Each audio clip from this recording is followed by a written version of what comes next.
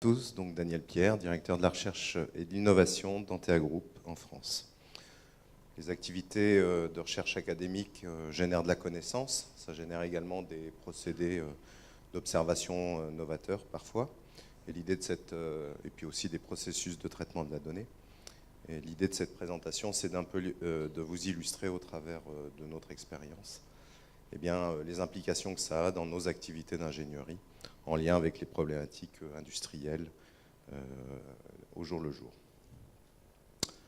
Je commencerai par défoncer des portes ouvertes avec cette première diapositive, mais qui a au moins un intérêt, c'est de montrer que la data, la donnée, c'est un enjeu scientifique majeur, mais c'est aussi un levier économique très fort pour un certain nombre d'entreprises, pour l'économie nationale et internationale. Alors, vous connaissez tout cela aussi bien que moi.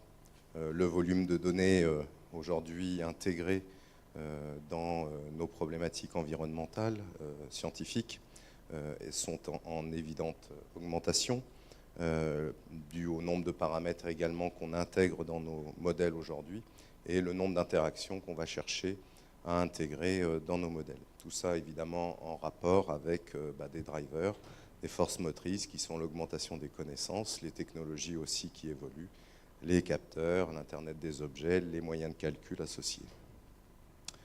On retrouve tout ça quelque part bien ancré aussi dans la démarche scientifique, avec la volonté de placer la donnée aujourd'hui plus que jamais au cœur d'une boucle de rétroaction avec un processus itératif qui revient à devoir organiser, à bancariser les données, puisqu'elles font partie intégrante de la démarche scientifique. C'est une partie importante du processus de reproductibilité.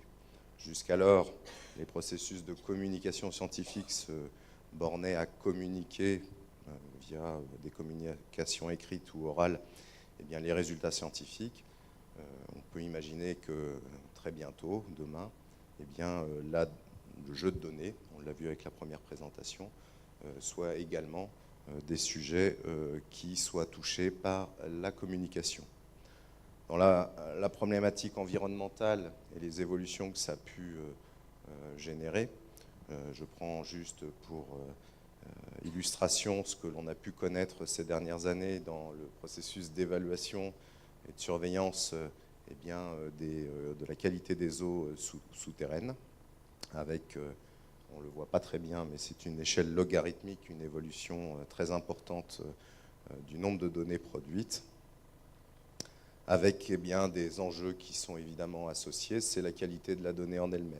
Je ne fais que citer un exemple malheureux d'une analyse critique qui avait été faite sur un bilan environnemental des services de l'État, où, en lien avec la convention d'Aarhus, le fait que la donnée soit publique, c'était ni plus ni moins que Monsanto qui s'était procuré les données et qui avait constaté de nombreux doublons, des gros problèmes de géoréférencement. Donc la problématique de qualité de la donnée devient un enjeu à part entière. Les processus de validation, qualification de l'information sont au cœur de toutes ces problématiques-là. Alors, il y a en arrière-plan la démarche scientifique. On retrouve ici le processus générique du métier de l'ingénierie. On va se regrouper autour d'une chaîne de valeur qui va s'enraciner sur des processus d'acquisition de données directement sur site ou en laboratoire, acquisition de données, parfois dans le cadre du SIE, du système d'information sur l'eau français, et de la myriade de ces différents systèmes associés, tels qu'on a pu le voir avec la présentation de Laurent en démarrage de cette session. Donc tout ça va poser des problèmes de centralisation et de validation de ces données. Puis on va procéder à des analyses de données simples à complexes. On va potentiellement aller jusqu'à des phases de modélisation, de simulation numérique, de calcul, pour amener notre processus de la décision et de diffusion de communication. Dans notre cas, ce n'est pas la publication scientifique qui est évidemment recherchée, c'est plus la fourniture d'un rapport en lien avec les besoins exprimés par nos clients. C'est un processus qui a souvent été exercé de manière très segmentée, reposant souvent sur des phases de manipulation de données très très chronophage. Sachant que cette chaîne de valeur a subi un certain nombre d'évolutions très importantes ces dernières années. Si on prend un bout de la chaîne sur la problématique d'acquisition de données, ça a été l'émergence des nouveaux capteurs, l'Internet des objets, les applications mobiles, les démarches normatives et la standardisation liées aux différents types de formats de fichiers, les services web, la problématique de la télédétection et pas que satellitale avec évidemment l'émergence des drones, les problématiques de centralisation et de validation de données, mais également a été éminemment impacté positivement par l'information géographique et les outils liés au système d'information géographique, les techniques de développement logiciel, l'émergence des techniques dites NoSQL, le recours de plus en plus systématique au 3D numérique et au BIM, Building Information Model, et puis sur les phases d'analyse de données, c'est les géostatistiques et les statistiques au sens large, les technologies liées au traitement de l'information géographique. Sur la problématique modélisation, simulation numérique et calcul, ça a été l'avènement du calcul intensif qui a été, je dirais, très développé dans nos grands domaines que sont peut-être pas les géosciences au sens strict, mais plutôt météo, océano, etc., et qui s'ouvrent aujourd'hui à nos sujets. Et puis sur les modalités de diffusion et de communication, c'est tous les services web, les API, les applications web et la réalité augmentée et virtuelle. C'est déjà aujourd'hui, c'est des choses que l'on utilise aujourd'hui d'ores et déjà dans nos problématiques d'ingénierie. Avec des bases de données, évidemment, qui sont de plus en plus massives au sens volume de données, et multidisciplinaires, compte tenu des problématiques environnementales que l'on a à gérer. Alors pour les industriels, il s'avère que le rapport à la donnée, à la connaissance, a un petit peu changé. Quand ils avaient recours à une ingénierie, c'était historiquement, dans les dernières années, pour traiter un problème. Et puis il y a eu un deuxième temps, c'était de pouvoir, je dirais, positionner des solutions en cas d'accident. Donc ça déjà change un petit peu la nature de la relation entre une ingénierie telle que la nôtre et un industriel. On est, excusez-moi, on n'est plus tout à fait dans une simple relation ponctuelle de fourniture d'un service. On va être sur des fournitures de services sur le long terme, où la donnée, la capitalisation de la donnée va commencer à jouer un rôle important. L'industriel va également chercher, dans un troisième temps, à chercher à valoriser son action, à communiquer. Et puis, avec le volume de données associé à la connaissance de ces sites, toutes ces problématiques environnementales, c'est là qu'il va être amené à vouloir analyser, prévoir, gérer les problématiques de ces émissions, par exemple, ou de ces relations avec les différents compartiments environnementaux, avec les activités humaines associées au territoire sur lequel est implanté son site. Et puis on sent bien qu'aujourd'hui, on arrive vers un temps très fort où la problématique, elle est encore plus forte que ça, c'est-à-dire que l'industriel est même dans une logique à chercher à capitaliser de la donnée pour attester, pour prouver, pour se défendre préventivement de ce que pourrait être un éventuel impact ou un éventuel accident. Et au cœur de tout ça, c'est le rapport à la donnée qui change également, tel que chez nous, au sein d'une société d'ingénierie comme Antea Group. Antea Group en France, c'est 850 collaborateurs, 4000 dans le monde. On était hier plutôt sur un processus de service un peu one-shot, avec l'intégration des données liées au projet, avec évidemment une approche très liée par projet, avec des serveurs de fichiers associés. Les traitements associés au projet restaient dans un répertoire projet. Et puis enfin, la phase de diffusion de la donnée, communication vers les clients, vers éventuellement les services de police de l'eau, les services de l'État qui étaient éventuellement impliqués dans le projet. On a eu une grosse réflexion dans le cadre de notre projet d'entreprise et on a estimé qu'un temps non négligeable était perdu à manipuler, valider, reprendre des données, les reformater, les ressaisir parfois, Sachant qu'en plus, tout comme dans les problématiques données au sens large, tel qu'a été exposé par Laurent en début, on s'aperçoit qu'effectivement nos données étaient acquises que pour un seul et même objet, une étude et une seule, alors que parfois la relation avec un client pouvait perdurer sur le long terme et qu'on n'en faisait rien. Parfois même, entre guillemets, sur une vingtaine d'années, on travaillait sur le même site qui avait changé de propriétaire plusieurs fois et on n'en faisait rien, si ce n'est du dire d'experts, avec évidemment le retour d'expérience de certains de nos seniors. Et puis surtout, c'est que ce processus-là était éminemment plus efficace pour toutes les données massives, pour ne citer que les données issues de modèles numériques de terrain, laser aéroportés, les données temps réel issues de capteurs connectés, donc toutes ces données massives qui augmentent la connaissance.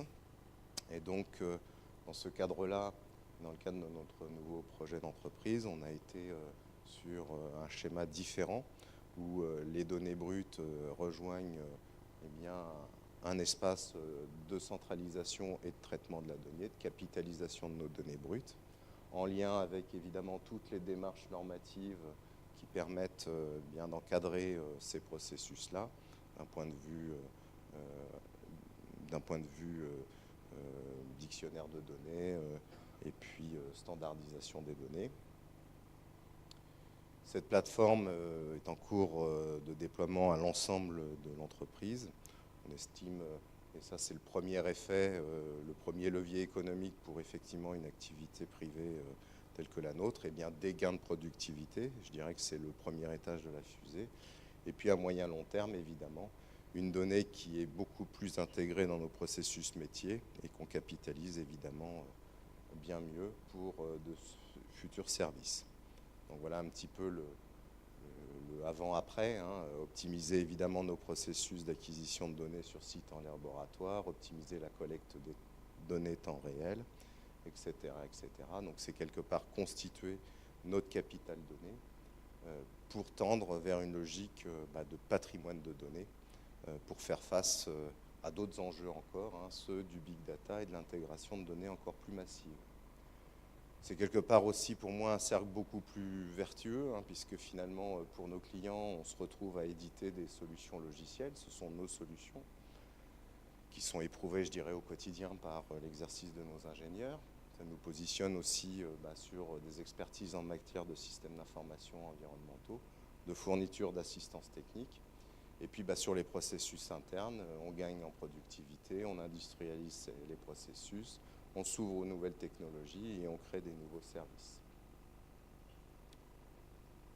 Sachant que quelque part, on est dans des processus d'innovation qui sont encore, dans ce que je viens de vous dire, presque incrémentales. On sait très bien que potentiellement on pourrait avoir des contextes plus disruptifs qui pourraient affecter cette chaîne de valeur, où on est véritablement sur un processus scientifique avec le culte de la mesure, de la qualification de la mesure, etc. On peut s'attendre sur certains domaines à des révolutions, des nouveaux paradigmes, et on pourrait imaginer que la phase d'acquisition de données soit un petit peu malmenée par des nouvelles technologies liées au traitement des signaux, aux nouveaux capteurs.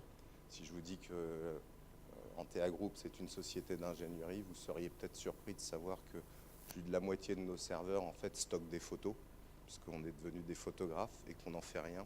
On n'est pas capable, entre guillemets, de reconnaître massivement les objets ou de faire des corrélations là-dessus. Qu'il y a des nouveaux capteurs qui sont dans des logiques non plus précision de la donnée, mais en gros volume de données. On est sur un projet européen H2020 justement sur les réseaux d'eau et d'assainissement où on a des dispositifs qui sont presque jetables en fait et qui amènent des gros volumes de données que l'on fait évidemment parler autrement avec tout un tas de techniques, l'intelligence artificielle, évidemment l'inévitable calcul haute performance pour amener une aide à la décision qui sera sûrement différente et puis qui s'ouvre aussi à des nouvelles métriques. On est parti sur des métriques physiques jusqu'à présent.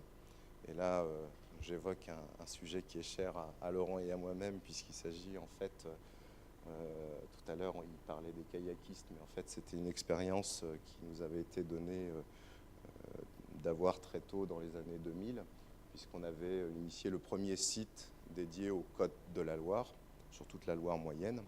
Et puis, on avait les côtes de la Loire à 7 jours, avec, les 7 derniers jours et les 3 jours de prévision. Et puis en 2003, en décembre 2003, pour ceux qui sont orléanais dans cette salle, peut-être vous souviendrez-vous que l'on a connu une petite épisode de crue importante. Ce qui est intéressant, c'est que pendant cette semaine-là, on a eu autant de connexions sur le site que sur l'ensemble de l'année. Alors évidemment que tout est lié, mais on suivait globalement l'onde de crue avec les adresses IP des gens qui s'y connectaient. Et puis ici, vous avez, alors je suis désolé, ça se voit très très mal avec le vidéoprojecteur, mais de mémoire, ici, c'est les côtes de la Loire à Orléans, et puis en bas, c'est tout simplement les connexions au site internet ici à Orléans. Alors, à Antéa, j'ai tous les vieux Antéens qui m'ont hurlé dessus en me disant que je voulais substituer les métriques issues des réseaux sociaux aux métriques physiques. Il n'y en est évidemment rien. Néanmoins, ça pose question. Il faut qu'on puisse s'intéresser à tout ça, surtout quand on voit l'émergence d'un certain nombre de solutions disponibles d'ores et déjà sur le web et qui vous permettent de photographier ce qui se passe sur la rivière, un poisson mort, etc. Quand on travaille pour un industriel et qu'on surveille ses émissions, il faut aussi qu'on regarde ça.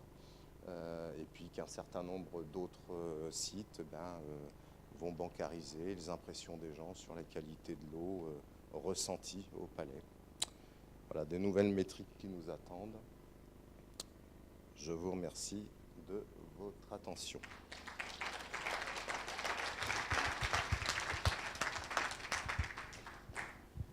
Merci Daniel. Quelqu'un souhaite intervenir après cette présentation très, très complète donc sur le cycle de vie de la donnée en entreprise? Merci. Oui, Fabien. Merci. Vous nous avez bien précisé que vous aviez une démarche privée, donc vous avez jugé que c'était rentable d'investir dans cette mutation, on va dire, dans la façon de gérer les données. Est-ce que vous avez une idée de ce que ça représente en termes d'investissement, à la fois en ressources humaines et en cash, je dirais? Alors, en fait, la phase d'investissement n'est pas rentable. Quand bien même, entre guillemets, il y a on a au moins l'effet, entre guillemets, optimisation de certains process et donc gain de productivité. Néanmoins, il y a quand même une dépense non négligeable en termes d'investissement, qui, je dirais, est allégée côté Antea Group de par le fait que, historiquement, on a été sur du développement logiciel, sur des sujets tournant autour du SIE français, et que quelque part, certains sujets se sont faits en lien notamment avec des activités de recherche, avec des programmes de recherche associés, je dirais petit à petit en capitalisant des briques et des outils, etc. On a su le faire dans un domaine bien particulier qui est la qualité de l'eau. Aujourd'hui, vu les enjeux que je vous ai décrits, il n'y a pas que la qualité de l'eau dans nos activités, c'est l'eau bien sûr, mais c'est l'environnement cité-sol pollué, les problématiques d'infrastructure, l'aménagement du territoire. Aujourd'hui, on ne peut pas se permettre de mettre 10 ans à développer la suite complète d'outils pour pouvoir traiter l'ensemble des problématiques que je vous ai exposées. Donc il y a un investissement conséquent, de l'ordre du million d'euros rien que pour cette année, et qui, je dirais, si on change un peu de périmètre, atteint assez vite les 3-4 millions, et qui en fait fait l'objet d'un investissement qui va être groupe, puisque aujourd'hui je suis sur un mandat qui est direction de la recherche et de l'innovation France, et je suis en train de le devenir sur l'ensemble du groupe, avec un investissement de l'ensemble des entreprises. Mais on est persuadé que si on ne le fait pas, de toute façon... Merci, c'est très intéressant d'avoir ces ordres de grandeur, puisque dans le public, on va être confronté à ce choix qui aujourd'hui n'est pas fait, d'investir massivement dans cette transition. Alors, au-delà de l'investissement massif, il y a quelque chose qui, par contre, moi, m'est cher, c'est l'idée d'avoir une structure dédiée qui ne fasse que ça. C'est le plus sûr moyen d'aller dans le mur. Il faut aussi que ce soit des personnes qui sont en prise assez régulière avec les besoins de l'entreprise, y compris parfois dans des opérations de production ou de partenariat avec des projets de recherche, pour qu'à un moment donné, on garantisse le fait que c'est toujours en phase avec les besoins de l'entreprise, quoi, et la connaissance de la donnée environnementale.